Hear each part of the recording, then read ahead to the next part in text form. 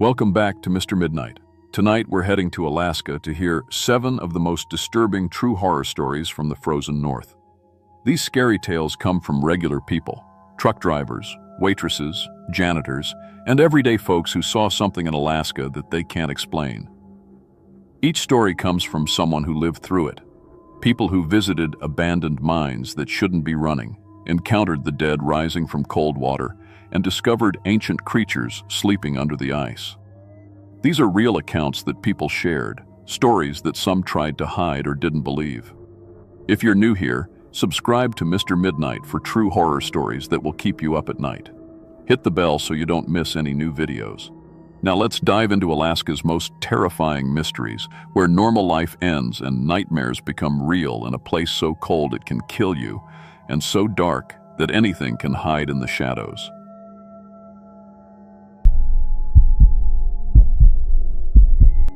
My name is Ryan Martinez, and I've been driving delivery trucks for Arctic Medical Supply in Anchorage for 12 years. I know every road between here and Fairbanks, every truck stop, every shortcut. I've delivered everything from basic bandages to life-saving equipment through blizzards, ice storms, and temperatures that would freeze your breath solid.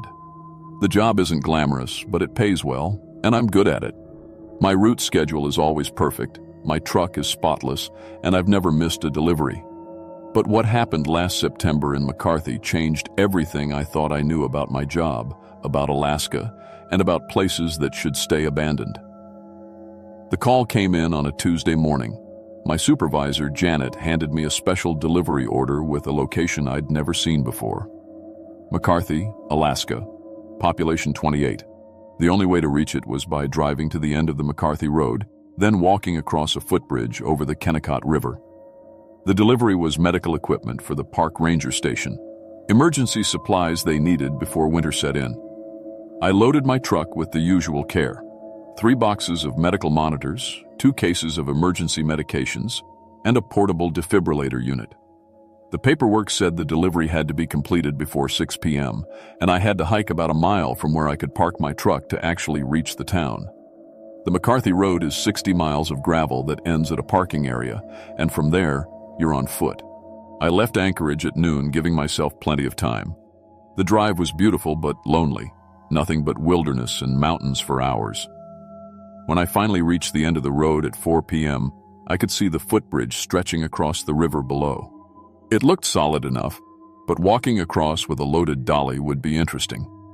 That's when I first saw the Kennecott copper mine. It sat on the mountaintop, inside, above the tiny town, like a massive metal skeleton.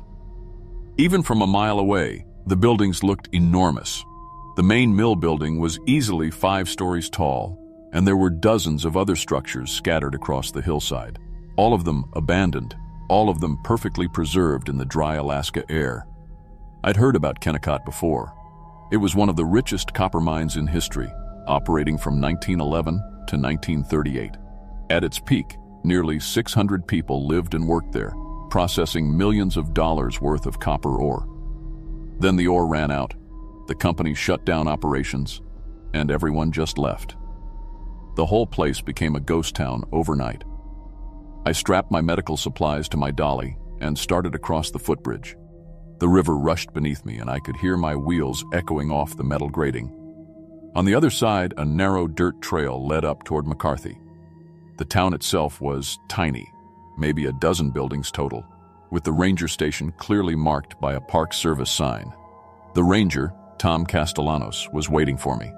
He was probably in his 50s, with the kind of beard and weather-beaten face you expect from someone who spends his life in the wilderness. He helped me unload the supplies and signed the delivery paperwork. "You made good time," he said, checking his watch. "It's only 4:30. You interested in seeing the mine before you head back?" I was planning to walk up there anyway, part of my regular patrol. I looked up at the massive structures on the mountainside. I'd always been curious about abandoned places, and this was one of the most famous ghost towns in Alaska. I had plenty of time before dark. "Sure," I said. "How long does it take to get up there?" "About 20 minutes. The trail's well maintained for tourists during the summer, but you're probably one of the last visitors this season. Snow will close everything down soon." We started up the trail toward Kennecott. Tom explained that the mine was now a National Historic Landmark, preserved exactly as it was when operations stopped. As we climbed higher, the buildings got more impressive. The mill building was massive, easily the size of a city block and 5 stories tall.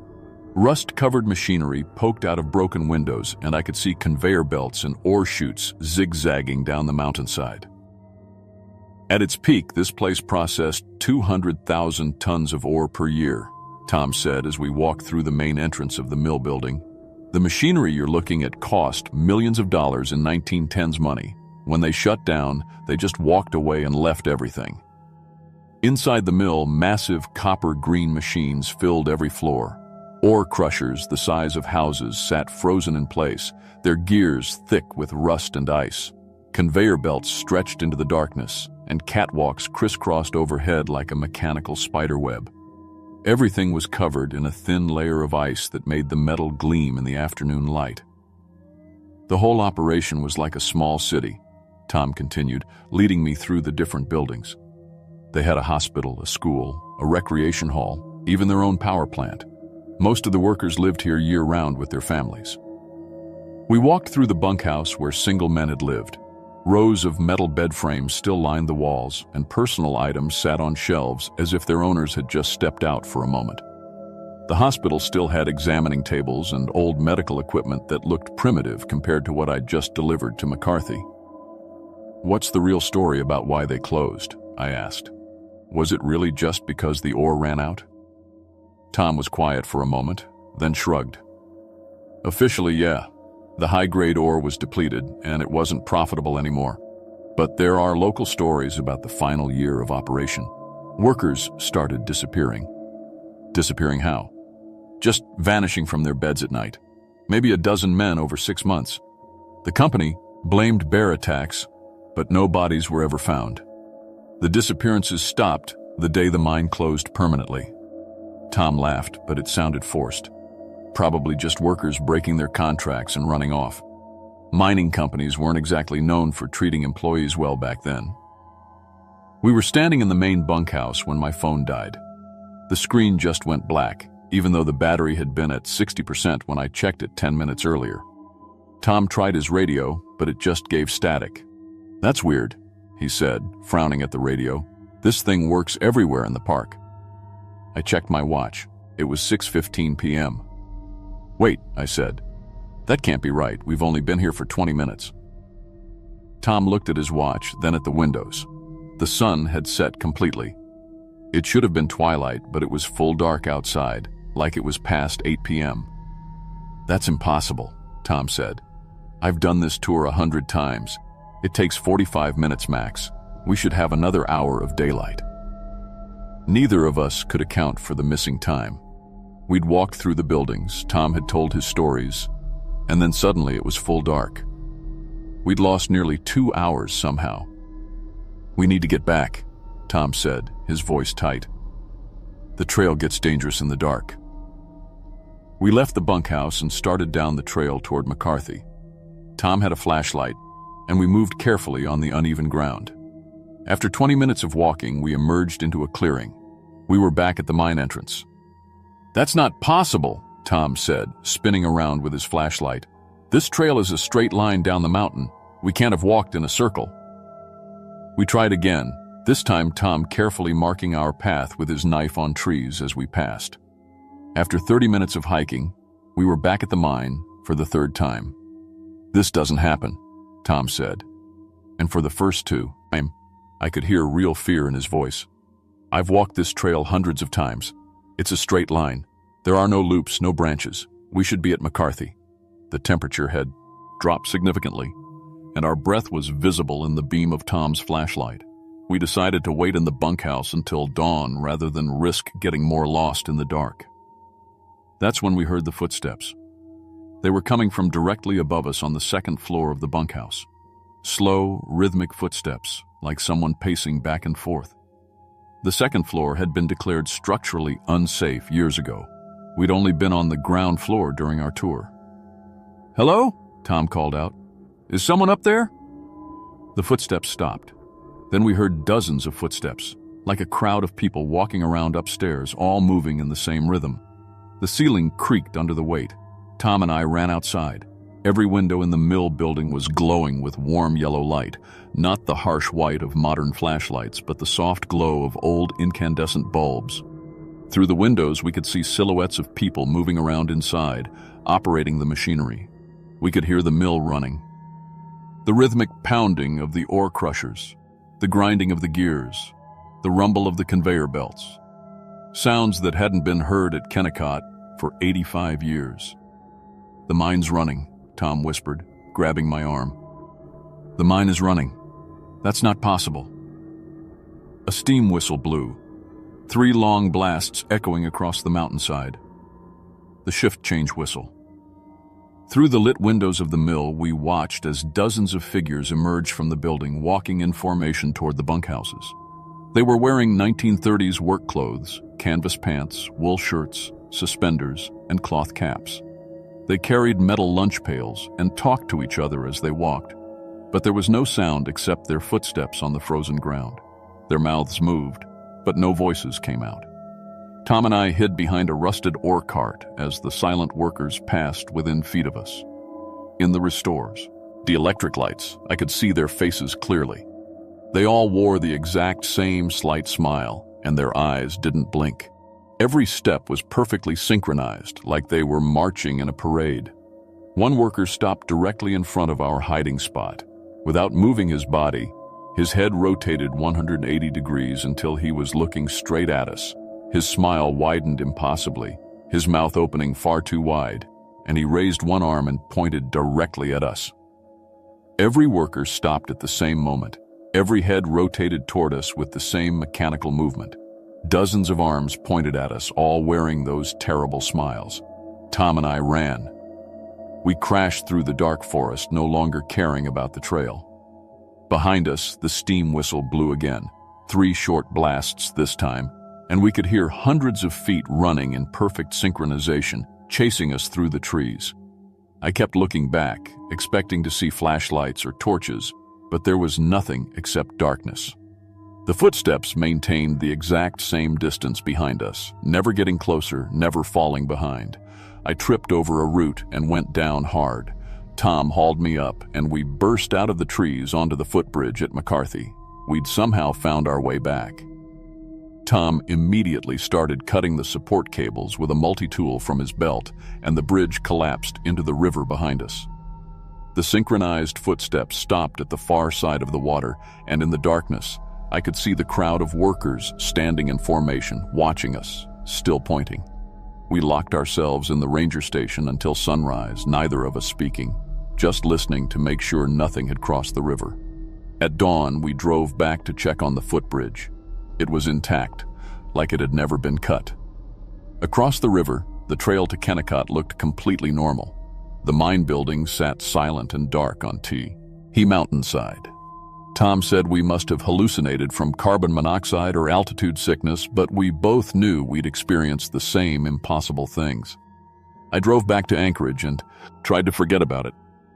2 weeks later, I woke up at 3 a.m. standing at my front door, fully dressed in my work clothes, holding my truck keys.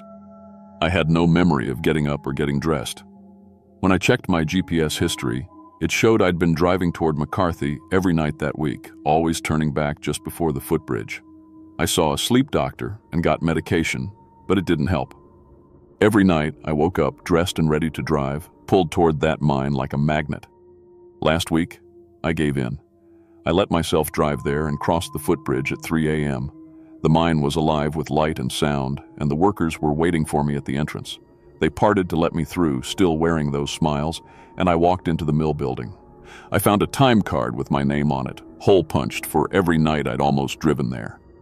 A supervisor wearing 1930s clothes, but with a face that looked almost modern, handed me a hard hat and lunch pail and pointed to the ore processing line where a spot stood empty. I punched in my time card and took my position at the machine. It felt right, like coming home after a long absence. When my shift ended at dawn, I punched out and drove back to Anchorage. Tonight, I'll clock in again, and every night after that. Because the mine never really closed. It just moved to a place where time works differently, where the ore never runs out, and they're always hiring. Someday I won't drive back to Anchorage at dawn. I'll just stay for the next shift, and the next. Eventually, someone else will deliver medical supplies to McCarthy and take a tour and lose 2 hours they can't explain, and the mine will have a new employee.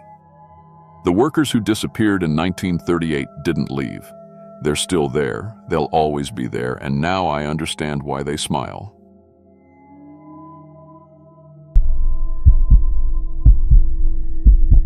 My name is Linda Martinez, and I've been slinging coffee and hash browns at Millie's Diner in downtown Juneau for 30 years. It's not fancy work, but it pays the bills and keeps me and my son Tyler fed. I've served fishermen heading out for weeks at sea, tourists looking for the real Alaska experience, and locals who've become like family over the decades. I thought I'd seen everything this town could throw at me. Drunk fishermen, angry tourists, even a bear that wandered into the parking lot once. But what happened on October 25, 2018 changed everything I thought I knew about the waters around Juneau. Some things that go down in these cold depths don't stay down. Tyler was 16 then, and like most teenage boys, he was obsessed with something his mom found completely boring. For Tyler, it was shipwrecks. Our little apartment was covered with books about maritime disasters, old newspaper clippings, and maps of the ocean floor around Alaska. He'd spend hours on his laptop reading about ships that had gone down decades ago, studying the passenger lists, memorizing the details of how each vessel met its end. His biggest obsession was the SS Princess Sophia. In 1918, this passenger ship was heading south from Skagway to Seattle when it hit Vanderbilt Reef in a snowstorm. The ship got stuck on the rocks, balanced there for 40 hours while rescue ships waited nearby in the storm. Everyone thought they'd be saved. Then the ship suddenly slipped off the reef and sank in minutes, taking all 353 people down with it. It was the worst maritime disaster in Pacific Northwest history. Tyler had been begging me for months to take him out to the wreck site. He wanted to see where it happened, especially since 2018 marked the 100th anniversary of the sinking. As a single mom working double shifts just to keep up with rent, a charter boat tour wasn't exactly in my budget. But Tyler had been getting good grades, staying out of trouble, and he'd be 17 soon. I figured I could pick up some extra shifts and make it happen. The weather on October 25th was perfect. Calm seas, clear blue skies, not a cloud anywhere. Captain Sarah McKenna ran a small charter business out of the harbor. She was in her 60s, weathered and tough like most people who'd spent their lives on these waters. She'd been giving tours around Juneau for decades, knew every reef and current like the back of her hand. "You sure you want to go out there today?" she asked when we met her at the dock that morning. "It's the anniversary." Tyler practically bounced with excitement. "That's exactly why we want to go. It's been 100 years to the day." Captain Sarah gave me a look I couldn't quite read. Most folks avoid the site on October 25th. Old superstitions. "We're not superstitious," Tyler said quickly. "We just want to pay our respects." Sarah nodded slowly and helped us aboard her boat, a 30-foot vessel called the Mary Catherine. She'd done this run hundreds of times, but something felt different about her that day. She was quieter than usual, more careful checking her equipment. When I asked her about it, she just said she always took extra precautions on important anniversaries. We headed out around 1 p.m. The harbor was busy with fishing boats coming and going, but as we got further from shore, we had the water mostly to ourselves. Tyler sat in the bow with his backpack full of history books, reading facts about the Princess Sophia out loud. "Did you know there were entire families on board?" he said, flipping through pages. "Gold miners heading home to Seattle, businessmen, even a few children. They were all trapped on that ship for almost 2 days, watching the rescue boats but unable to get to them because of the storm." Captain Sarah called back from the wheelhouse. "That's enough of that talk, son. When we get to the site, we're going to be respectful. That's sacred water out there." Tyler rolled his eyes at me, but I kind of understood what Sarah meant. 353 people had died in that exact spot. It wasn't just history. It was a graveyard. We reached Vanderbilt Reef around 2:30 p.m. Captain Sarah cut the engine and dropped anchor directly over the wreck site. The water was maybe 120 feet deep here, too deep to see the ship, but shallow enough that Tyler's fish finder could pick up the sonar outline of the wreck on the bottom. "There she is," Tyler whispered, staring at the display screen. The ghostly outline of the Princess Sophia appeared as a dark shadow on the sonar, still sitting upright on the ocean floor after all these years. Captain Sarah came out of the wheelhouse carrying a small bundle of white flowers. Without saying anything, she tossed them into the water and spoke a quiet prayer. "For the 353, she said simply. Tyler took dozens of photos of the sonar readings and the GPS coordinates. He was in heaven, finally seeing the actual wreck site he'd read about for years. I have to admit, there was something moving about being there. All those people, gone in a matter of minutes when the ship slipped off the reef. We stayed anchored for about an hour. Tyler used the fish finder to trace the outline of the ship below us, talking about the passenger manifest and the rescue attempts. I was starting to relax, thinking this would be a nice memory for both of us, when the weather changed. It happened fast. One minute we had calm seas and sunshine, and the next minute the wind picked up and snow started falling. Not just a few flakes, thick, heavy snow that cut our visibility down to maybe 50 yards. Captain Sarah's face went pale. "This is exactly what happened to them," she said, rushing to start the engine. "The weather just turned like this. We need to go right now." She turned the key and the engine made a sick coughing sound and died. She tried again. Nothing. Again. Still nothing. "What's wrong?" I asked, but I could see Sarah was genuinely scared now. "Engine won't turn over," she said, popping the hood and checking connections. "Everything looks fine, but it's completely dead." The wind got stronger, pushing us toward the reef. Tyler was still excited, saying this was just like the real disaster, but I was starting to panic. Sarah got on the radio to call for help, but all we got was static. She tried her cell phone. No signal. "This is bad," Sarah said, and hearing the fear in her voice made my stomach drop. "We're drifting toward the same reef that got the Sophia." That's when we heard the voices. At first I thought it was the wind, but as I listened closer I could make out words. Voices calling for help, crying out across the water. Not just one or two voices, dozens of them, maybe hundreds, all calling and screaming at once. Tyler stopped taking pictures. "Mom, do you hear that?" Sarah crossed herself. "It's the anniversary," she whispered. "They come back on the anniversary." Through the snow, I saw shapes in the water around our boat. At first, I thought they were debris or maybe seals, but as they got closer, I realized they were people. Dozens of people floating in the water, all wearing old-fashioned clothes and life jackets from 1918. They were reaching up toward our boat, mouths open like they were screaming, but I couldn't hear individual voices anymore. Just that terrible chorus of cries for help that seemed to come from everywhere at once. "Tyler, get away from the side," I said, but he was frozen, staring down at the floating figures. The first hands grabbed our boat around 4 p.m. Ice-cold fingers, white and wrinkled from a century underwater, gripping the sides of the Mary Catherine and trying to pull up. Where they touched, frost formed instantly on the fiberglass. "Get off! Get off!" Sarah screamed, hitting at the hand, as with a boat hook. But for every hand she knocked away, two more appeared. The boat started tilting as more and more of them grabbed on. I pulled Tyler away from the edge, but he couldn't. "Stop staring." "Their eyes, Mom. Look at their eyes." The floating people had eyes like clouded glass, white and empty. They weren't breathing. Their chests didn't move, but they were definitely moving, definitely trying to climb into our boat. Sarah was crying now, beating at the hands with everything she could find. "I'm sorry," she screamed at the water. "I'm sorry we disturbed you. We didn't mean any harm." The boat tilted further. Water started splashing over the sides. There were so many hands now, so many desperate dead fingers trying to pull themselves up, trying to drag us down with them. "They're going to sink us," I said, holding Tyler tight as he sobbed against my shoulder. That's when Sarah made her choice. "The count has to be right," she said. And before I could ask what she meant, she jumped over the side into the freezing water. The hands released our boat immediately. They all went for Sarah instead, grabbing her, pulling her down. She didn't even get a chance to scream. Within seconds, she was gone, disappeared beneath the dark water like she'd never existed. The storm stopped instantly. The wind died, the snow cleared, and the sun came out like nothing had happened. The water around our boat was empty and calm. Tyler and I sat there in shock for maybe 10 minutes before I thought to try the engine. It started perfectly on the first try. The radio worked fine. Everything was normal except Captain Sarah was gone. I radioed the Coast Guard and drove us back to harbor as fast as I could.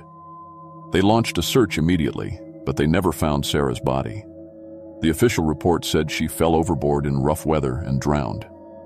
When Tyler and I tried to tell them what really happened, they just exchanged looks and suggested we were traumatized and imagining things. At Sarah's memorial service a week later, I met her daughter, Rebecca. She was about my age, and she looked tired, like she'd been expecting this day for a long time. Mom had been visiting the Princess Sophia site every October 25th for 40 years, Rebecca told me. Always alone. This was the first year she'd taken passengers on the anniversary. Why? I asked. She needed the money. Business had been slow, and she was behind on boat payments. I begged her not to take the booking, but she said it would be fine. Rebecca pulled out a manila folder full of newspaper clippings. Mom knew the rules. You never bring outsiders on the anniversary.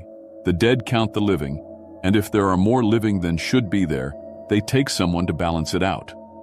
She showed me the clippings, dozens of them, going back decades. Every October 25th since 1918, someone had drowned near Vanderbilt Reef. Sometimes a fisherman, sometimes a kayaker, always one person, always unexplained. She sacrificed herself to save you and your son, Rebecca said quietly. That's the kind of person my mother was. I felt sick. Tyler and I had survived because Captain Sarah McKenna had thrown herself to the dead. Tyler had nightmares for months after that. He'd wake up screaming about cold hands and clouded eyes. I made him see a therapist, but he said she didn't understand. He said he could hear the voices from the Princess Sophia calling to him every night, asking why he'd left them, saying he was supposed to stay. This past October, as the anniversary approached again, Tyler became obsessed with the wreck site again. But this time it was different. He wasn't excited about the history anymore. He was guilty. I owe them something, he told me. We shouldn't have survived. Captain Sarah knew that. That's why she did what she did. On October 24th, I locked all the doors and hid the car keys. I wasn't going to let him anywhere near the water. But I woke up at 3 a.m. on October 2nd, 5th, to find Tyler's bed empty and the front door standing wide open. I drove to the harbor in my pajamas, and Tyler had already stolen someone's boat. I could see him out on the water, maybe half a mile out, heading straight for Vanderbilt Reef. The Coast Guard responded immediately, but by the time they reached him, Tyler had anchored directly over the wreck site.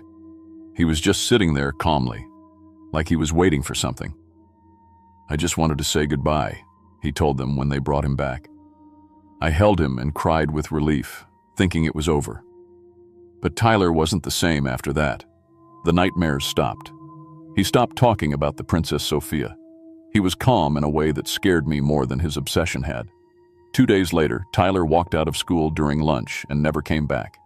Security cameras showed him heading toward the waterfront. They found his backpack on the dock at the exact spot where we'd departed with Captain Sarah a year earlier. Inside was a note. I'm going back to even the count. It should have been me. Tell Mom I'm sorry.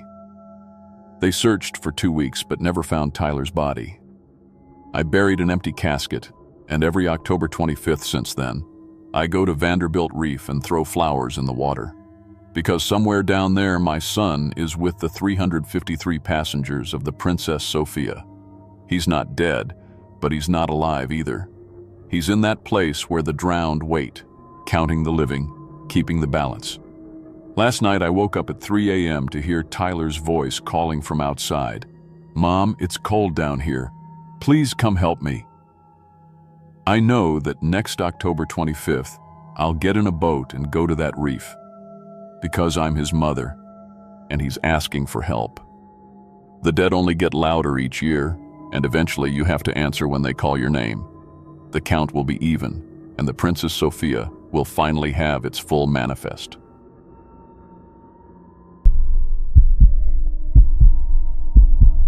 My name is Marcus Rodriguez, and I've been a janitor at Fairbanks Medical Center for 15 years. I clean floors, empty trash, restock supplies, and go home. Same routine every single day. I know every hallway, every supply closet, every corner of that hospital better than my own apartment. I've mopped up blood, vomit, and things I don't want to think about. I've worked Christmas, New Year's, blizzards that shut down the whole city. It's not glamorous work, but it's steady. And in Alaska, steady work means everything. I never thought my job would prepare me for what happened last July. I figured the worst thing I'd ever face was maybe a biohazard spill or finding someone who didn't make it. But what I saw on that mountain, what's been happening since then, makes me wish I'd never left my mop bucket behind. Devin, my younger brother, flew up from Seattle to visit me last summer. He's one of those tech guys who makes good money and thinks Alaska is this big adventure playground. He'd been bugging me for years to show him around, do touristy stuff. I kept telling him I've lived here my whole life and never bothered with any of that tourist nonsense. Why would I pay to see things I can see for free? But Devin wouldn't let it go. He booked us a flight-seeing tour of Denali without even asking me first. Just called me up and said, "Pack a jacket, we're flying around Mount McKinley tomorrow." I tried to get out of it, told him I'd never been in a small plane before and didn't want to start. He said it would be fun, like we were kids again. We drove down to Talkeetna early that morning. It's this tiny town about 2 hours south of Fairbanks, and it's where all the serious mountain climbers start their expeditions. The whole place smells like aviation fuel and coffee, and there are these little planes everywhere, most of them looking like they've seen better days. Our pilot, as this kid named Jake, maybe 25 years old, with the kind of confidence that comes from never having anything really bad happen to you yet. He had one of those mustaches that young guys grow to look older, and he kept talking about perfect weather conditions and how we'd get close enough to the summit to see the climber camps. Devin was already taking pictures before we even got in the plane, acting like this was the adventure of a lifetime.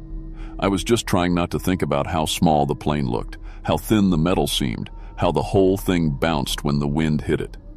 Jake did his safety briefing like he'd done it 1,000 times before, which I guess he had. He pointed out the emergency exits, showed us the oxygen masks, explained that we'd be flying at high altitude where the air gets thin. He said we might feel a little lightheaded, but that was normal. We took off around 10 in the morning, and I have to admit, once we were up there, it was beautiful. The glaciers spread out below us like rivers of white and blue ice, and the peaks of the Alaska Range stretched to the horizon in every direction. Denali itself loomed over everything else, this massive wall of rock and snow that seemed to go up forever. Jake narrated the whole tour through our headsets, pointing out different climbing routes and telling us about the mountain's history. He said hundreds of people have made it to the summit over the years, but dozens have died trying. Most of the bodies are never recovered, he said. They just stay up there, frozen in the ice and snow, preserved forever at high altitude. The mountain keeps them, Jake said, like it was just another interesting fact for tourists. Sometimes bodies emerge years later when the glaciers shift. A climber from the 70s might just appear one day, perfectly preserved, still wearing their old gear. Devin asked if he might see any of the bodies from the plane, and Jake said probably not. Most of them were in crevasses or covered by snow. But sometimes, he said, sometimes you could spot them if you knew where to look. We were circling at about 14,000 feet, following the West Buttress climbing route, when Jake suddenly went quiet. He stopped his tour guide patter and pointed down at the glacier below us. "That's weird," he said over the radio. "There's someone down there." I looked where he was pointing and saw a figure lying flat on the glacier, arms spread wide like they were making a snow angel. Even from our altitude, you could see it clearly against the white ice. "That definitely wasn't there yesterday," Jake said. "I fly this route 5 times a week. I'd remember seeing someone in that spot." Devin pressed his face against the window. "Are they okay? Shouldn't we call for help?" Jake circled lower for a better look. The figure was wearing a bright red parka, old-fashioned looking, not like the modern climbing gear you see nowadays. It looked like something from a vintage magazine photo. "Climbers don't sleep exposed like that," Jake said, and I could hear tension creeping into his voice. "You'd freeze to death in minutes. Let me radio this in." He contacted the Park Service and reported a possible body on the glacier. The dispatcher asked him to mark the GPS coordinates and head back to base. They'd send a recovery team as soon as they could get a helicopter up there. We were banking away from the glacier when Devin said, "Wait, did that guy just move?" I looked back down, and the figure had changed position. The arms were now down at the sides instead of spread out wide. Jake saw it too. "That's not possible," he said, and his voice was shaking now. "We've been watching it the whole time. No one moved." He circled again, dropping even lower this time. The figure sat up smoothly and turned its head toward our plane, tracking our movement across the sky like it was watching us. "This isn't right," Jake said. He was swearing now, the professional tour, guide act completely gone. That was a body, had to be a body.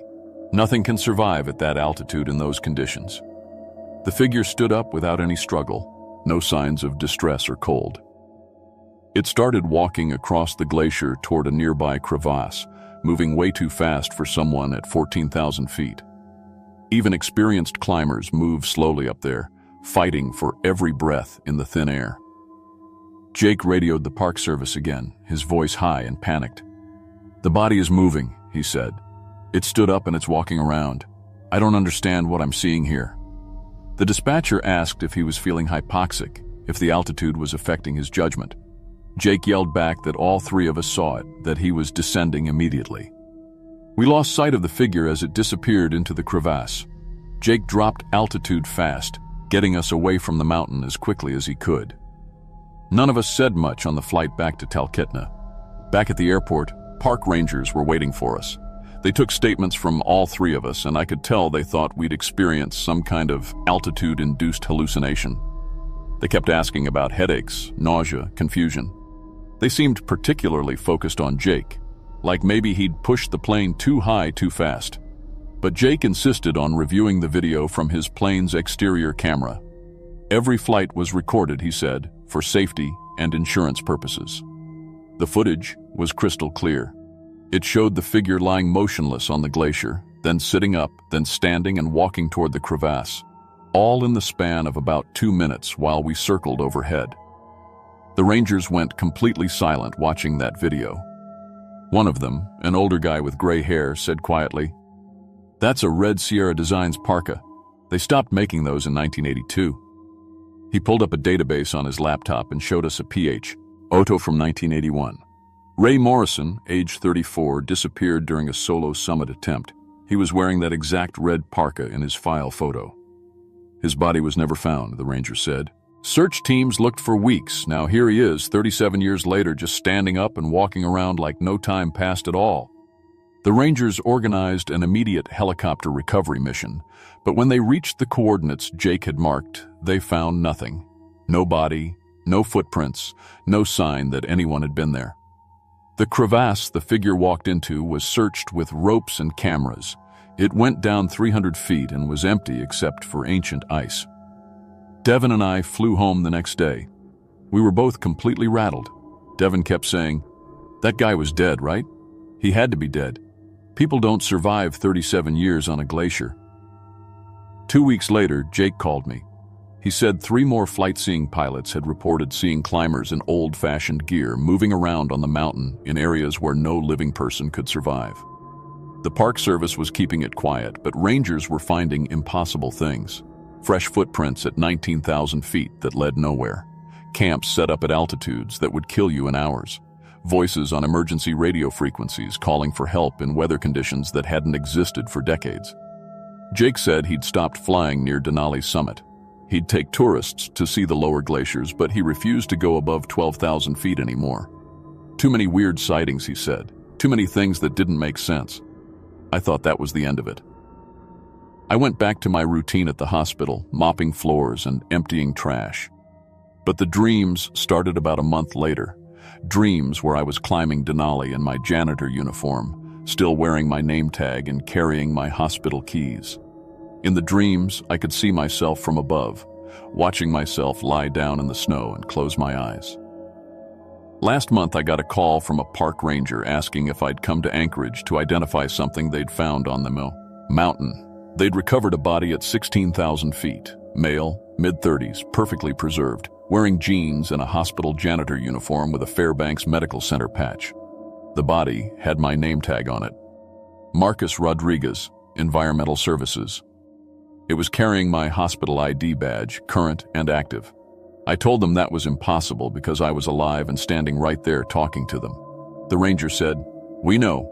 That's why we're calling." I drove to Anchorage to see it. The body looked exactly like me. Same face, same scars on my hands from years of cleaning work, same tattoo on my left forearm that I got when I turned 18. The medical examiner ran DNA tests. They confirmed it was me, genetically identical. The ranger told me there's a theory among long-time Alaska search and rescue teams. Denali doesn't just kill climbers, he said. It keeps them, and sometimes it sends them back wrong. He said in the past 5 years they've found 14 bodies on Denali that matched living people. Always people who'd never climbed the mountain, never even been to Alaska in some cases. As if Denali was collecting copies, preparing for something. Last week, Devin called me panicking. He'd been tagged in a photo on social media, someone's climbing expedition from 2 weeks ago. In the background of the photo, clearly visible at 18,000 feet, was Devin in his Seattle Seahawks jacket, waving at the camera. Devin's never climbed anything in his life. He was at work in Seattle the day that photo was taken, sitting in his office building writing code. But there he was, impossible and smiling, on the mountain. I haven't slept well since seeing my own body in that medical examiner's office. Last night I had the dream again, but this time it was different. This time I didn't just watch myself lie down in the snow. This time I felt the cold seeping through. My uniform. Felt my breath getting shorter and shorter until it stopped completely. When I woke up, my boots were covered in ice, and there was frost on my bedroom window in the shape of the mountain. I know that Denali has already taken something from me, some future version or alternate version or shadow version. It's waiting up there with all the others, all the people who never climbed but somehow died on that mountain anyway. Someday I'll go to sleep and won't wake up in Fairbanks. I'll wake up on the mountain, in the cold and the thin air, surrounded by all my copies, and we'll all start walking together toward the summit that no living person can reach. But the dead climb forever, and Denali always gets its full count, whether you go willingly or whether it just takes you. The mountain doesn't care which.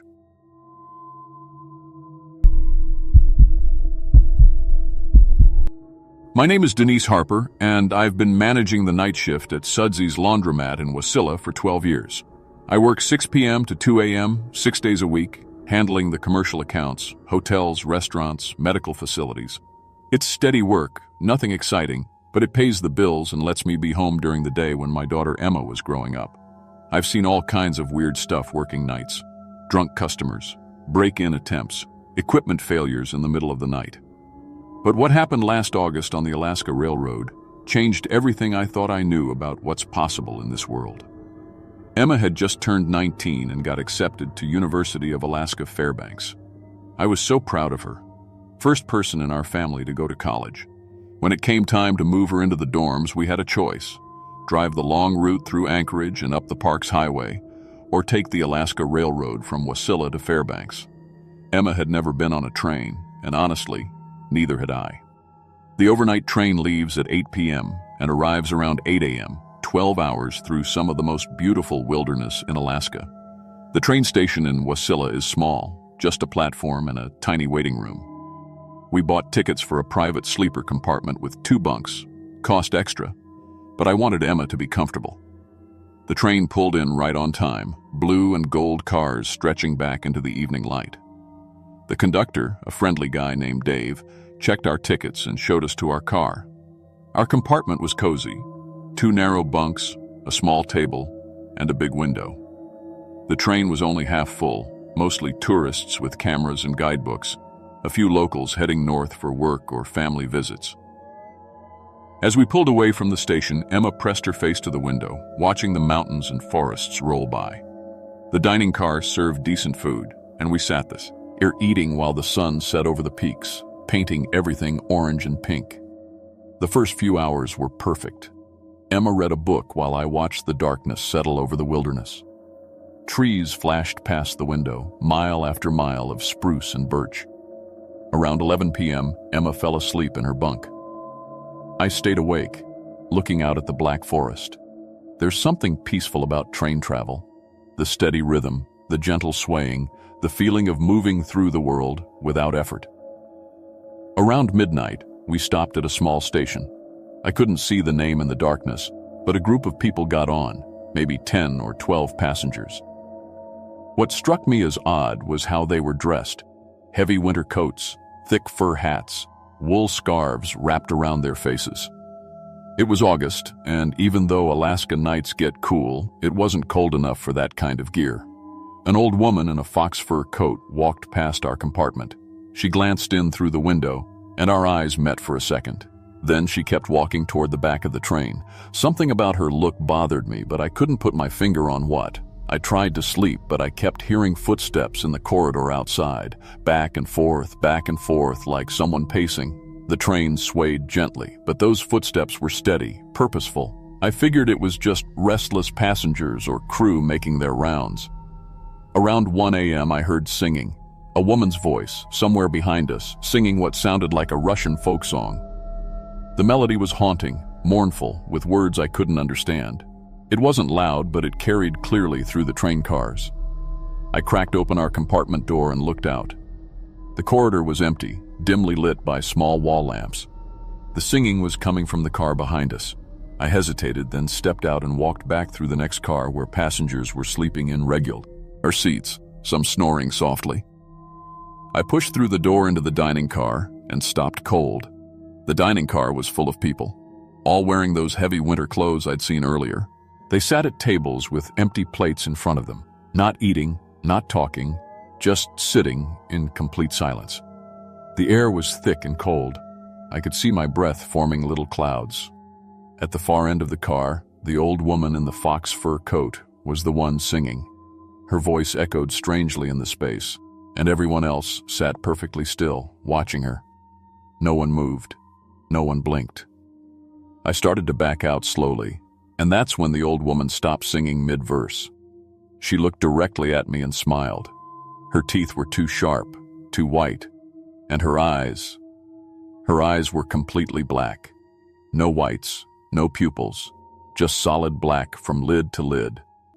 I backed out of the dining car and ran to our compartment, my heart pounding. Emma stirred when I came in, mumbling, "What's wrong, Mom?" I told her to be quiet and stay in her bunk. I locked our door and sat on my bed listening. The footsteps in the corridor got louder, more frequent. I could hear doors opening and closing like someone was checking each compartment. Our door handle turned slowly, testing the lock. Then came a soft knock. 3 taps. Pause. 3 taps. Over and over. Emma was crying quietly. I held her close and we waited in silence until the knocking finally stopped around 2 a.m. At 3 a.m. the train stopped moving. No station announcement, no lights outside, just stopped dead in the middle of nowhere. I looked out our window and saw we were in thick forest. In the darkness between the trees I could see small fires, dozens of them, like a camp scattered through the woods. The train sat there for 20 minutes. I watched figures moving around those fires, and some of them started walking toward the train. They climbed aboard, and I could feel the train getting heavier, the suspension creaking with new weight. More footsteps filled the corridors. The train started moving again.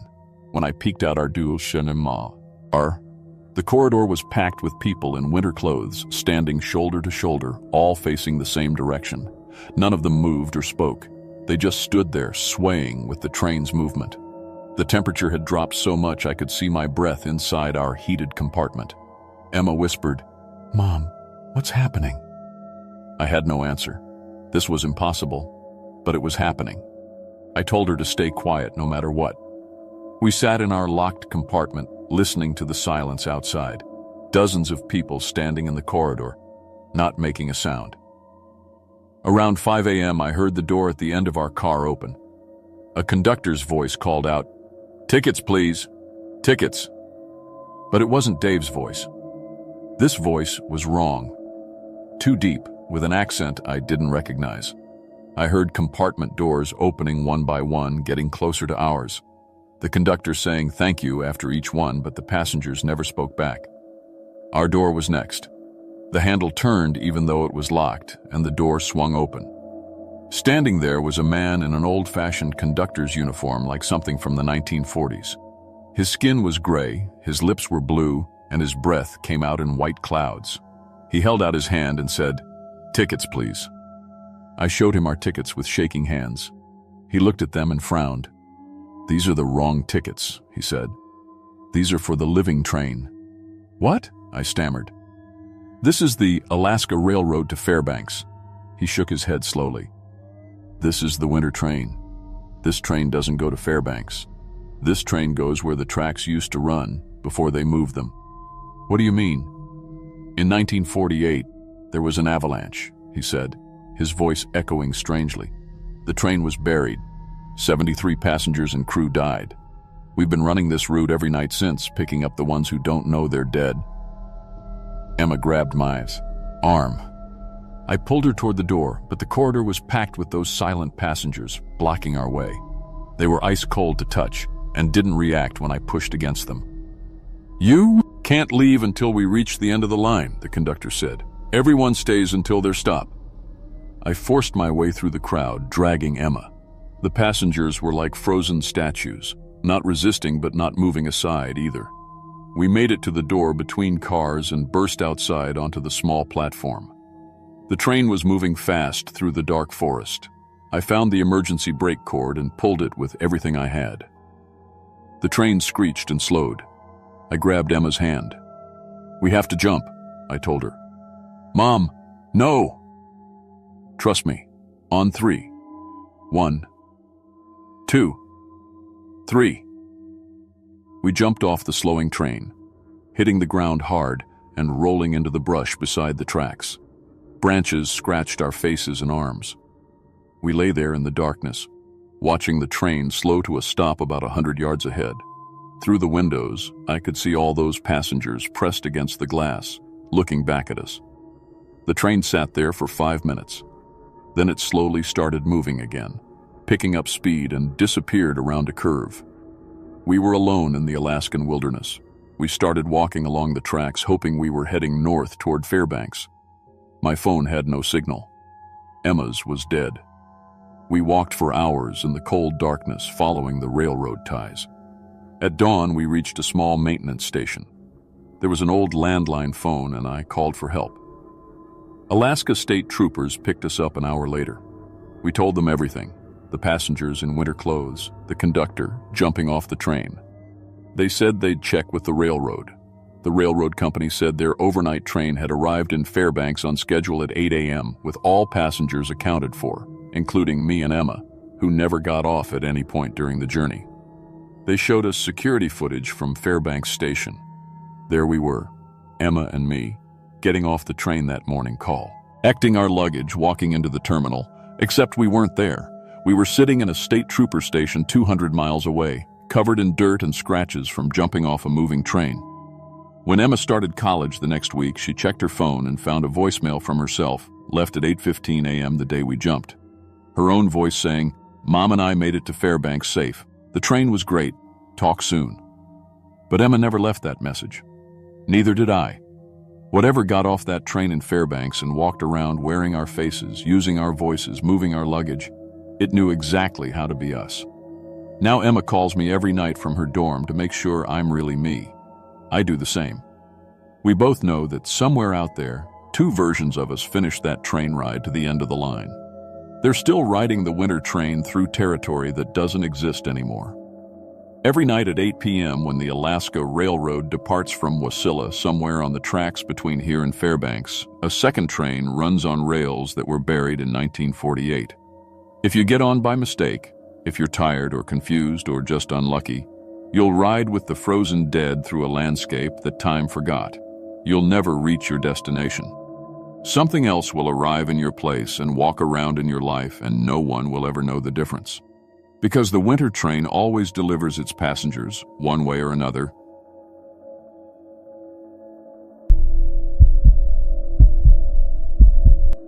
My name is Chris Martinez, and I've been working night shifts at Carr's Safeway in Anchorage for 8 years. Stocking shelves, rotating inventory, dealing with delivery trucks at 3 a.m. Nothing exciting, but it pays the bills. I know every product code by heart, can stack a pallet in under 20 minutes, and I've handled my share of weird late-night customers. I thought the strangest thing I'd ever see was finding someone's dentures in the cereal aisle. But what happened last summer on Lake Iliamna changed everything I thought I knew about what's really out there in Alaska's wilderness. It started with a phone call from Jake Kowalski, my best friend since we were kids growing up in Eagle River. Jake had spent the last 5 years building up a small commercial fishing operation, working his way up from deckhand to boat owner. He'd finally gotten permits to fish Lake Iliamna during the 2-week salmon season, something he'd been trying to get for 3 years. "Chris, I need a deckhand," Jake said over the phone. 2 weeks, $3,000 cash. All you gotta do is help with the nets and keep the fish sorted. $3,000 was more than I made in a month at the grocery store. I had vacation time saved up, and Jake was offering me a chance to make real money for once. "When do we leave?" I asked. Lake Iliamna sits about 200 miles southwest of Anchorage, and it's the biggest lake in Alaska. Over 1,000 square miles of water, some parts more than 1,000 feet deep. The drive takes about 4 hours on rough roads, and when we got there, I understood why commercial fishing permits were so hard to get. The lake was huge, stretching to the horizon like an inland ocean. Jake had a 24-foot Alumaweld with a 250-horsepower Yamaha outboard, all the commercial fishing gear, and enough supplies for 2 weeks. We set up camp at a lodge near Iliamna village, where the locals were friendly but gave us some weird looks when they heard we were fishing the deep water. "You boys be careful out there," said an older native man named Tom who worked at the lodge. "That lake's got things in it that don't belong." Jake laughed it off. "Probably just giant sturgeon or seals that swim up from Bristol Bay," he said. "Nothing supernatural about big fish." But Tom shook his head. "My grandfather's grandfather told stories about something in the deep water. Something that's been there longer than people have been fishing. It's not a fish." The first 3 days were amazing. We launched the boat each morning before sunrise, and the water was so clear you could see 30 feet down into blue-green emptiness. Our fish finder showed schools of salmon and huge lake trout, and we were pulling in more fish than I'd ever seen. Jake's nets were working perfectly, and we were filling our holds with premium catch. On the 4th day, we decided to try the really deep water about 3 miles from shore. Jake said that's where the biggest fish would be, down in the cold water near the thermal layers. We were setting our nets when the fish finder went absolutely crazy. The sonar display lit up like Christmas, showing something massive passing underneath us. The screen registered it as over 60 feet long, swimming steady at about 200 feet deep. The signature was solid, not a school of fish, but one enormous object moving through the water. "Equipment malfunction," Jake said, but his voice wasn't confident. "Nothing that big lives in fresh water. Biggest fish in here might be a 10-foot sturgeon." Then our boat lurched hard to the right. Something had bumped us from below, not a gentle brush, but a solid impact that nearly threw me overboard. The boat rocked so violently that our tackle box slid across the deck and crashed into the side. Jake grabbed the wheel to steady us, and we both looked over the edge into the water. The lake around our boat was churning like something huge was moving just below the surface. For maybe 3 seconds, I saw it clearly. A massive, pale body gliding underneath us, smooth like a whale, but with what looked like armor plates running along its back.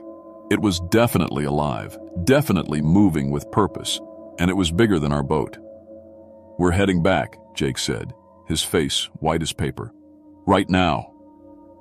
But when he turned the key, the engine just clicked. He tried again. Nothing. The battery was fine, the fuel gauge showed 3/4 full, but the motor was completely dead. We drifted in perfectly calm water, and that's when we noticed our nets. They were moving, not floating freely, but being pulled down in a steady, deliberate motion. No fighting, no thrashing like fish would do, just a constant downward drag. "Cut the lines," Jake said, grabbing a knife from the tackle box. But when he tried to reach the main line, the boat tilted toward the water. Whatever was pulling our nets was strong enough to drag a 24-foot boat. I grabbed my own knife and sawed through the thick rope. It snapped with a sound like a gunshot, and the boat rocked back to level. But as we watched, our expensive nets disappeared into the deep water, and wrapped in them was something huge, thrashing not to escape, but pulling the nets deeper on purpose. The water around our boat started bubbling, and then the smell hit us. Rotting fish mixed with something chemical, like ammonia and decay, so strong it made my eyes water. I'd smelled spoiled fish before at the grocery store, but this was different. Wrong. That's when we saw them floating up. Dozens of salmon, all dead, all with the same horrible injuries. Their bellies were ripped open and completely empty, like something had scooped out their internal organs with surgical precision. Jake got on the radio.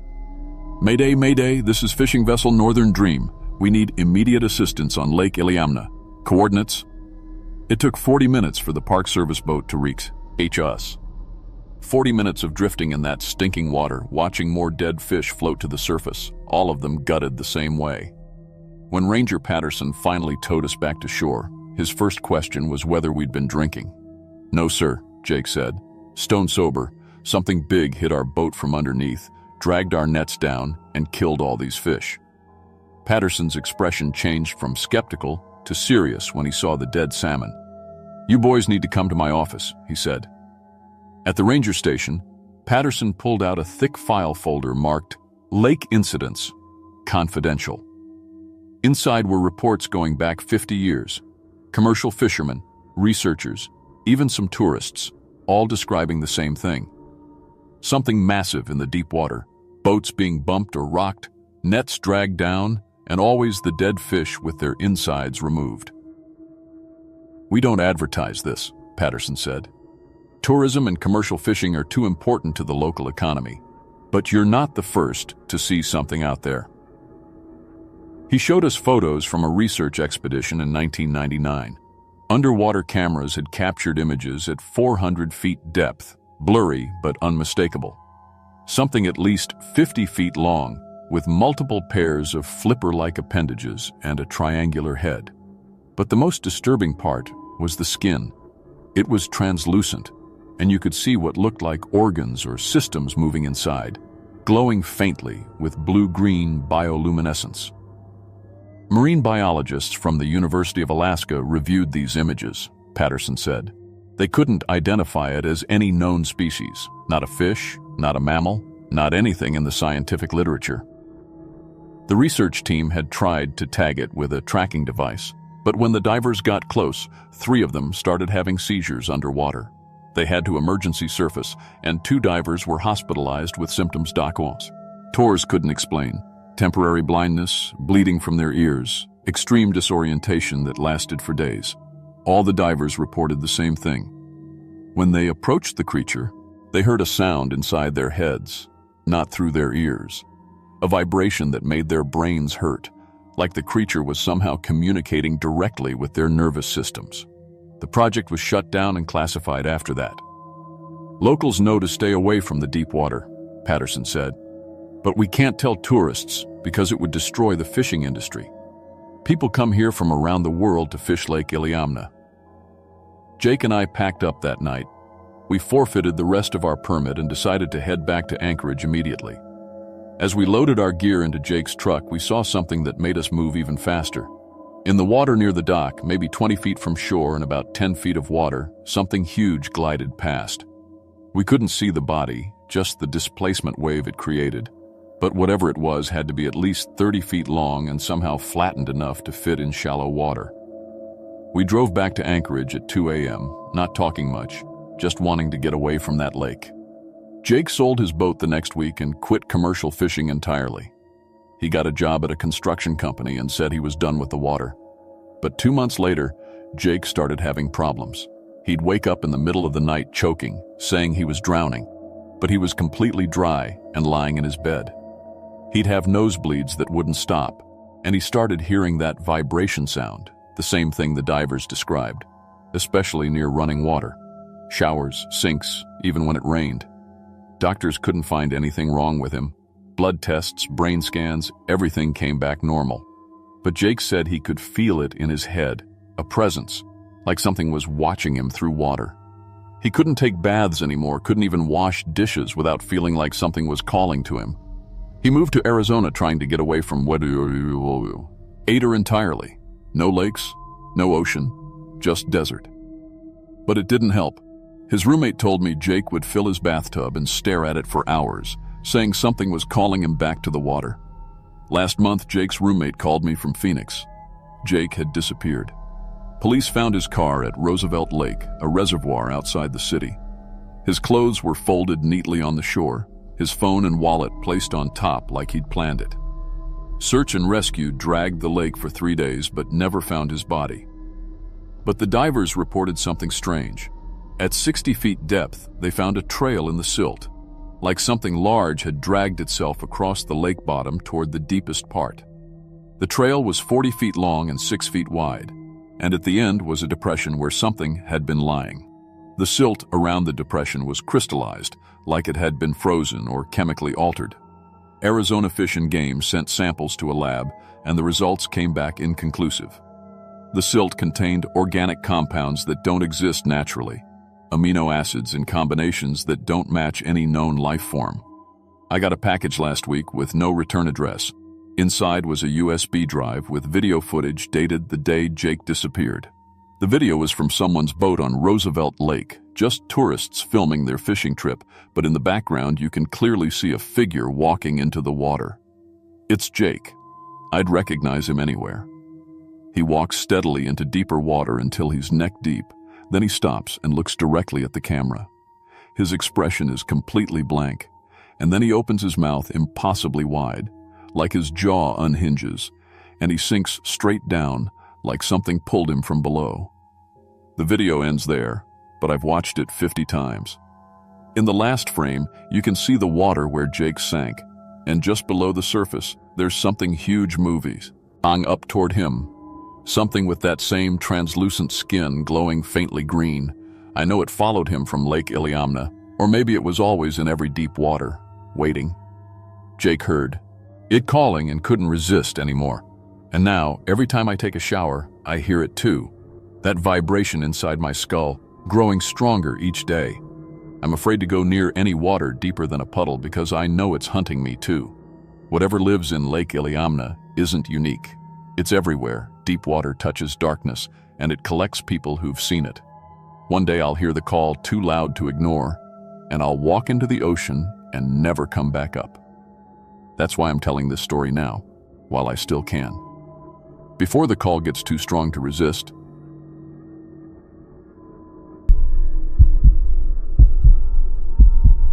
My name is Tom Mitchell, and I've been a long-haul truck driver for 22 years now. I'm 44, and I've been running freight between Anchorage and the lower 48 through Canada for the last 15 years. That's over 1 million miles on some of the most dangerous roads in North America. I've seen everything. Black ice that'll flip an 80,000-pound rig like a toy, blizzards that shut down entire highways for days, and wildlife that can total your truck in a heartbeat. The Alaska Highway is 1,400 miles of mostly empty road through some of the most remote wilderness you can imagine. When I tell people what I do, they think it's just driving, but it's not. You're hauling critical supplies to communities that depend on truckers like me. Medicine, food, fuel, stuff people need to survive. Miss a delivery because you're scared of some weather, and people suffer. That's the kind of responsibility that keeps you honest about what's really dangerous out there. I've driven through everything Mother Nature can throw at you. I've had grizzly bears circle my truck at rest stops. I've been stuck in whiteout conditions where you can't see past your hood ornament. I've had my engine freeze solid at 60 below and had to sleep in my cab for 2 days waiting for a tow. But what happened last October changed everything I thought I knew about what's really dangerous on that highway. I was hauling a full load of canned goods from Anchorage down to Seattle, about 40,000 pounds of cargo worth maybe 80 grand. It was a routine run I'd done hundreds of times before. October's always tricky on the Alaska Highway because that's when winter starts setting in for real. Temperatures drop fast, and you get your first real storms of the season. I'd left Anchorage around noon, planning to drive straight through to make my delivery deadline. My rig is a 2019 Peterbilt 579 with a 15-liter Cummins engine, reliable. Truck that's never let me down. I keep it maintained better than most people keep their cars because when you're 200 miles from the nearest town, mechanical failure isn't just inconvenient, it's life-threatening. The first 600 miles went smooth. Good weather, light traffic, making good time. I stopped at the regular truck stops, Talk, Destruction Bay, Haynes Junction. Grabbed coffee, checked my load, did my mandatory inspections. Everything normal. The section I was approaching around 2 a.m. is what we call the dead zone. It's an 80-mile stretch through northern British Columbia where there's absolutely nothing. No towns, no gas stations, no cell phone coverage, just trees and darkness on both sides of the highway. Even the trucking companies warn you about this section. Keep your fuel tank full. Carry extra food and water. Tell dispatch exactly when you're entering and when you expect to exit. It was about 20 degrees below freezing that night, which is normal for October up there. Clear sky, no wind, good road conditions. My headlights were cutting through the darkness just fine, and I was making steady time at about 65 miles an hour. I had the CB radio on, but there wasn't much chatter. Just the occasional trucker checking in with someone behind or ahead of them. I was about 40 miles into the dead zone when I saw him. My headlights caught someone standing on the shoulder of the road, thumb out, hitchhiking. Just standing there in the middle of nowhere at 2 a.m. in freezing cold. Now, I don't pick up hitchhikers. It's company policy, it's insurance policy, and it's common sense. Too many drivers have been robbed, attacked, or worse. But this wasn't a normal situation. This was a young guy, maybe early 20s, wearing just jeans and a light jacket. Completely wrong clothing for October in northern BC where it was well below freezing. This kid would die of exposure out here, and a question about it. You can't survive dressed like that in those temperatures, especially with the wind chill from vehicles passing by. I started slowing down, checking my mirrors, and pulled over about 50 feet past him. I put on my hazard lights and watched in my side mirror as he jogged up to the passenger side of my cab. Something felt wrong immediately. His movements were too smooth, too fast, like he was gliding over the ground instead of running. And he got to my truck way faster than he should have. I'd stopped 50 feet away, but he reached my door in maybe 3 seconds. He knocked on the passenger window and smiled at me. Normal smile, friendly face, nothing obviously wrong. I rolled down the window and asked where he was headed. South, he said. Just that one word, in a completely flat voice. No emotion, no gratitude, no relief that someone had stopped to help him. I told him to hop in. He climbed into the cab, and that's when I noticed he wasn't breathing hard.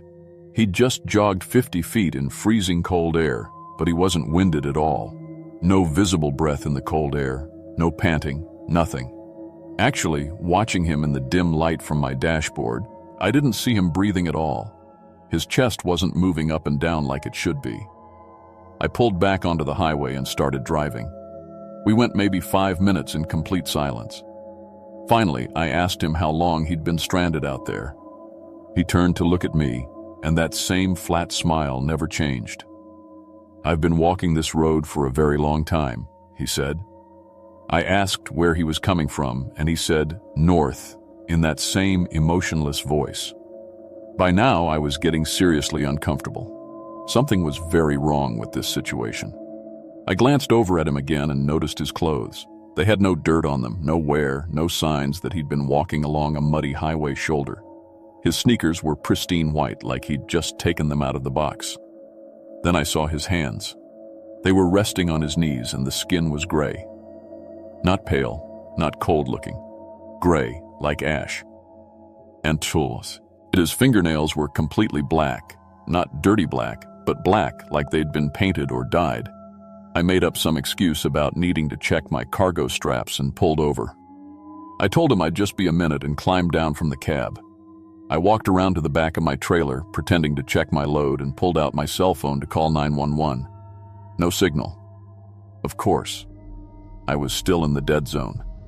When I walked back toward the cab, the passenger door was open and the kid was standing outside. But he'd moved wrong. I'd looked away for maybe 3 seconds to check my phone, and somehow he'd gotten out of the truck and moved to the front of it. He was standing directly in front of my truck now, right in my headlights, and I got my first really good look at him.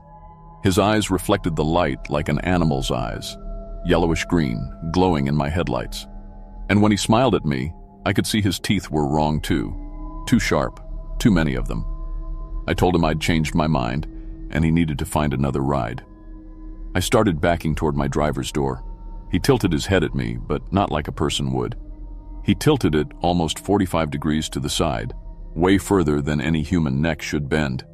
And he said, "You can't leave me here, Tom. You already let me in." I never told him my name. I jumped into my driver's seat, locked both doors, and threw the truck into gear. As I pulled away, I looked in my side mirror to see what he was doing. He was running after my truck. Not jogging, not walking, running at a full sprint. And he was keeping up with me even as I accelerated to 40, 50, 60 miles per hour. His legs were moving, but wrong. He was taking strides that had to be 15 feet long, covering ground like he was barely touching it. And through it all, he kept that same flat smile on his face. I floored the accelerator, pushing my truck up to 75 mph, which is about as fast as I dare go on that highway at night. Finally, he fell back and disappeared from my mirrors. I didn't slow down for the next 100 miles. At the next truck stop, I was shaking so bad, I could barely hold my coffee cup. The night attendant was an older guy named Frank who'd been working that route for 20 years. I told him what had happened, expecting him to think I was crazy or hallucinating from fatigue. Instead, his face went completely serious. He asked me exactly where I'd picked up the hitchhiker, and when I described the location, he nodded slowly. "You picked up the walker," he said. "Drivers report seeing him every few months. Nobody knows what he is, but he sure isn't human." Frank took me to a back office and showed me a bulletin board covered with warnings. Posted notices from trucking companies, the RCMP, even some American DOT offices.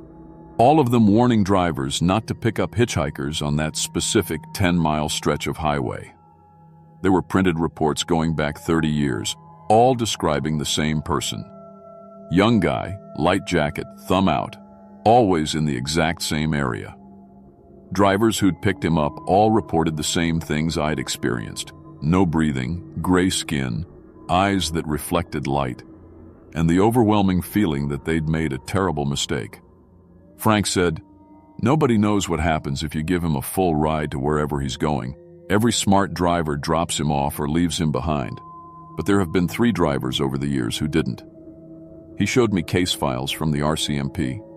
3 separate incidents where long-haul truckers had disappeared on the Alaska highway in that area. In each case, they'd found the trucks abandoned with the engine still running and the driver's door hanging open. No sign of the drivers anywhere. In one case from 2003, they'd found the truck's interior covered in some kind of black residue, sticky, thick, smelled like burned hair and hot metal. They'd sent samples to labs in Vancouver and Toronto for analysis.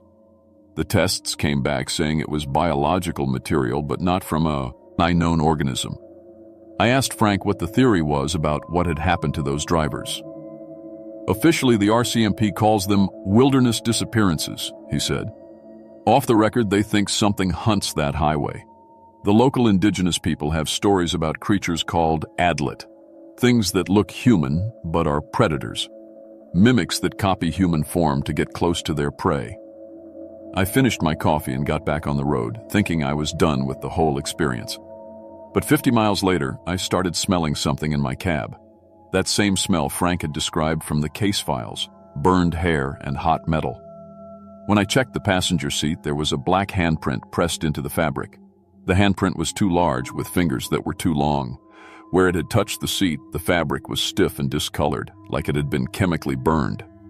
I pulled over and tried scrubbing it with everything I had in my truck, but the smell wouldn't go away, and that handprint stayed visible no matter what I did. 2 weeks later, I was running the same route again. Company policy: you take the runs you're assigned, and this was my regular route. At 2 a.m., in that exact same stretch of highway, I saw him again, standing in the exact same spot where I'd first picked him up.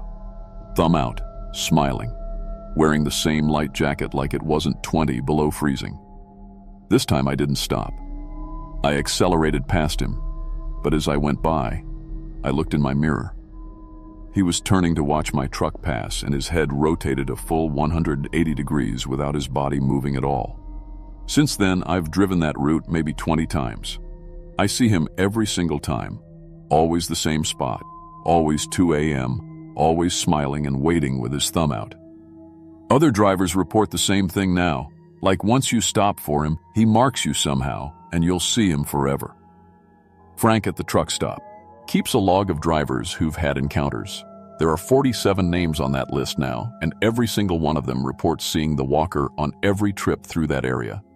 Last month, a Hermosillo driver I know named Carl Hendricks said he'd heard all the stories about the walker, but he didn't believe them. Carl's been driving for 25 years, tough guy, doesn't scare easy. He said he was going to stop next time he saw the hitchhiker just to prove it was all bullshit trucker stories. Carl's truck was found 3 days later at a rest area 200 miles south of where the walker appears. Engine still running, Carl's coffee still warm in the cup holder, driver's door hanging open just like those other cases. They found Carl's wallet and phone on the driver's seat, but Carl was gone. When the investigators checked the sleeper berth, they found that black residue covering the entire mattress. But they also found something else. Carl's clothes, his jeans, his jacket, his boots, his belt, all of them empty and deflated, like they'd been peeled off inside out. And inside the jacket, they found handprints. Dozens of them, all too large with fingers too long, pressed into the fabric from the inside. Like something had worn Carl's skin like a suit, then discarded it when it was done. Now when I drive that highway, I see the walker every time, still hitchhiking in the exact same spot, still smiling. But sometimes there are two of them standing there, and the second one is wearing a jacket exactly like Carl's. I think it's getting bigger, learning, spreading, collecting drivers one by one. One night I'm going to be too tired or too curious or just too human to drive past. I'll stop, and whatever that thing is will climb into my truck, and I'll be the next skin it wears while it hunts for more drivers. The Alaska highway will have one more smiling hitchhiker waiting in the dark. And someday, maybe, it'll be enough of them to stop every truck that comes through. I still drive that route, it's my job, and people depend on the freight I carry. But every time I see those headlights in the distance at 2 a.m. standing there with their thumbs out, I floor the accelerator and don't look in my mirrors, because I know that someday I might not be fast enough to get away.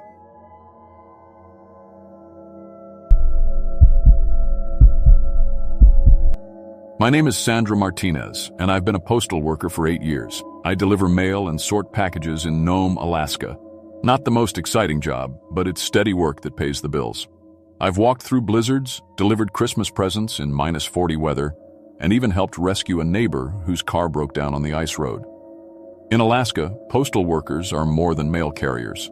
We're lifelines for isolated communities. But what happened last February in Nome changed everything I thought I knew about what lives under the ice in Alaska. Some things should stay buried in the frozen ground forever. Nome sits right on the edge of nowhere. 3,800 people perched on the Bering Sea coast, surrounded by endless tundra and sea ice. It's the kind of place where everyone knows everyone, and we all depend on each other to survive the brutal winters. From November through May, the sea ice stretches for miles from shore, thick enough to drive trucks on. People use it for ice fishing, snowmobiling, and as a highway to reach remote cabins and camps. When the temperature hits -30, and we only get 4 hours of daylight in December, that ice becomes our world. I drive a Postal Service Jeep with chains on the tires and a GPS that barely works half the time. My route covers the whole town, from the fancy houses near the hospital to the trailer park by the airport. I carry pepper spray, emergency flares, and a satellite phone because getting stuck alone in an Alaska winter can kill you fast. The Postal Service trains us for extreme weather, medical emergencies, and even bear encounters. I thought I was ready for anything. Last February was the worst winter I'd ever seen. The cold was so intense it hurt to breathe, and the wind never stopped howling. Even the locals were complaining, and these are people who've lived their whole lives in the Arctic. That's when Plus started reporting something strange in the ice. At first, it was just whispers at the coffee shop and grocery store. Ice fishermen saying they saw movement under the ice that wasn't fish or seals. snowmobilers finding weird trails in the ice that looked like something had burrowed just under the surface. I didn't pay much attention. Alaska is full of stories, and long winters make people see things that aren't there. But then I was delivering mail to Mary Kanguk, an elderly Inupiaq woman who lives in a small house on the edge of town. Her backyard faces directly onto the sea ice, and she's lived there for 70 years. When I knocked on her door with a package, she invited me in for coffee and said she had something to show me. We walked to her back fence, and she pointed at the ice. At first, I didn't see anything unusual, just the normal white expanse stretching to the horizon. Then she handed me binoculars, and I saw them. Lines in the ice, raised about 6 inches above the surface, crisscrossing in every direction. Some were as thick as my arm, creating patterns that stretched as far as I could see. "Iceworms," Mary said, her voice completely serious. "They're migrating. This happens every 40 years, but people forget." I laughed and told her that iceworms are tiny, maybe an inch long, and they live in glaciers, not sea ice. I'd learned about them in school, but Mary's expression didn't change. "Not these iceworms. These are the old ones, the ones that were here before humans." She explained that according to her grandmother's stories, every few decades something wakes up in the deep ice and migrates to shore to feed. They sleep in the ocean floor, in the ice that never melts, and when they wake up, they're hungry. I thought she was confused or telling old legends. But that night, the local news reported something that made my blood run cold. A fisherman named Tom Erickson had drilled through 18 inches of ice and dropped his line, and something had grabbed it from below, not eaten the bait, grabbed the actual fishing line. When Tom tried to pull it up, the line snapped. A few seconds later, the ice around his fishing hole cracked with a sound like gunshots, and something burst through. Tom described it as white, segmented like a worm, as thick as his leg, and at least 6 feet of it came out of the water before it slid back down. Tom had managed to record it on his phone. The video was shaky and blurry, but it showed something pale thrashing in the dark water. The news interviewed a marine biologist from the university who said it was probably a bearded seal, but you could tell from her voice that she didn't believe her own explanation. Over the next week, more sightings came in. People saw them at night, moving under the ice when the lights from town reflected off the surface. They moved fast, undulating like snakes, and they ranged from 6 feet to what some people claimed was over 20 feet long. The city council held an emergency meeting and told everyone to stay off the ice until they could investigate, but that's impossible in Nome. The ice is our highway in winter. I kept delivering mail, but every day I saw more of those trails in the ice. They were getting closer to shore, and the patterns were changing. At first they seemed random, but after a week the trails formed geometric shapes, circles, spirals, grids, like they were organized or communicating somehow. Then people's dogs started disappearing, not running away, disappearing from yards, some even taken from chains or kennels. Search parties found blood on the ice, drag marks leading to holes that hadn't been there before. The holes were perfectly round, 8 inches in diameter, going straight down through 20 inches of ice. When you looked down them, you couldn't see the bottom, just darkness. One night, my neighbor's husky started barking at 3 a.m. Bear was a good dog, quiet most of the time, so when he barked, it meant something was wrong. I looked out my bedroom window and saw something that made no sense. The snow in my backyard was moving, not from wind, but something underneath, pushing up and creating a raised line moving toward my neighbor's fence. I watched it reach the chain-link fence. The fence posts started shaking, metal creaking in the cold. Then one post snapped and fell over, and the thing went through. Bear stopped barking suddenly, and I heard a sound I'll never forget, a wet crunch, like bones breaking, and then complete silence. In the morning, Bear was gone. The kennel was torn apart, thick metal wire bent and twisted. There was a trail in the snow leading to a hole in the ice 50 feet away, a perfect circle cut through 2 feet of solid ice. The city finally brought in state wildlife officers and scientists from the University of Alaska. They set up equipment to monitor the ice, cameras, sonar, underwater microphones. They dropped a waterproof camera through one of the holes, and what they recorded wasn't released to the public. But I know someone who saw the footage. The camera showed them, Dozens of them, swimming in slow circles under the ice at about 40 feet depth. Each one was 15 to 20 feet long, pale white with segmented bodies like giant earthworms. They had no visible eyes or mouth on the front end. But the rear end, that's where the mouth was. A circular opening ringed with what looked like teeth or hooks, constantly opening and closing as they filter-fed something from the water. The most disturbing part was when one approached the camera. It had bristles or spines along its segments, and each spine moved independently, reaching and grasping. It pulled itself toward the camera with those spines, and when they tried to retrieve the equipment, the lens was covered in thick mucus, and the metal housing was corroded like it had been soaked in acid. The official statement said they were investigating an invasive species bloom, and the ice was temporarily off limits. But nobody explained what the species actually was, and the scientists packed up their equipment and left town within 3 days. That night, the power went out in Nome. The whole town, completely dark.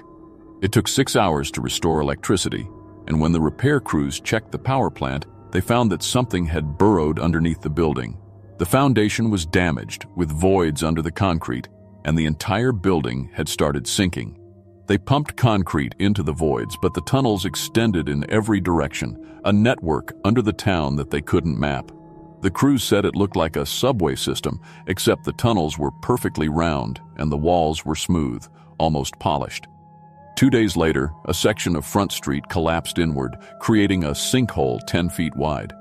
When they lowered lights down the hole, they could see it.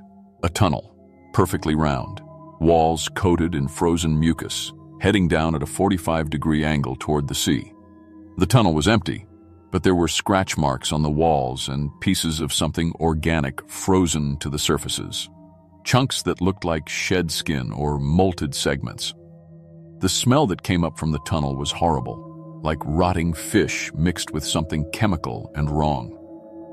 Nome's mayor ordered an evacuation of the neighborhoods closest to the ice.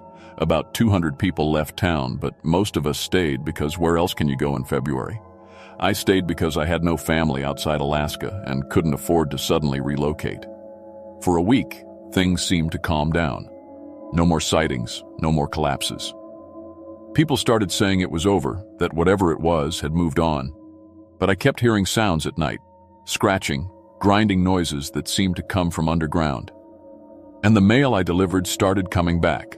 Letters marked "Return to Sender" for addresses that definitely existed. 3 nights ago, I woke up to a sound under my house, a scrape, ping, grinding noise like something with sandpaper skin burrowing through frozen ground. My bedroom floor was vibrating and I could hear the support beams under the house creaking and shifting. I ran outside in my pajamas at 4 a.m, and what I saw made me understand that Nome was doomed. The snow around my house was moving in a perfect circle, a ring of movement about 30 feet in diameter. As I watched, my house started tilting toward the center. I grabbed my phone and car keys and ran to my Jeep.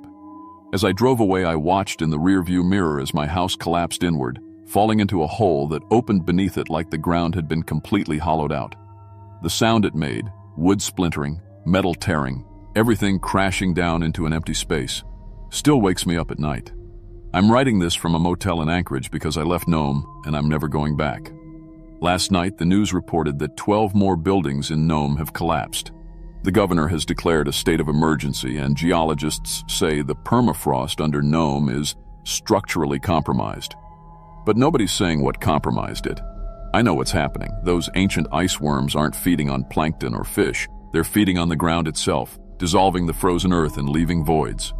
Nome is sinking slowly into a honeycomb of tunnels, and someday soon the whole town will collapse into the ice like it was never there. And those things will move on to the next coastal town and start again. This isn't climate change or natural subsidence. This is something that's been sleeping in the Arctic ice for thousands of years, and it's woken up hungry. It's eating Alaska from below, one town at a time. If you live in coastal Alaska and you start seeing strange patterns in the ice, don't wait around to investigate. Pack up and leave, because some migrations can't be stopped, only survived.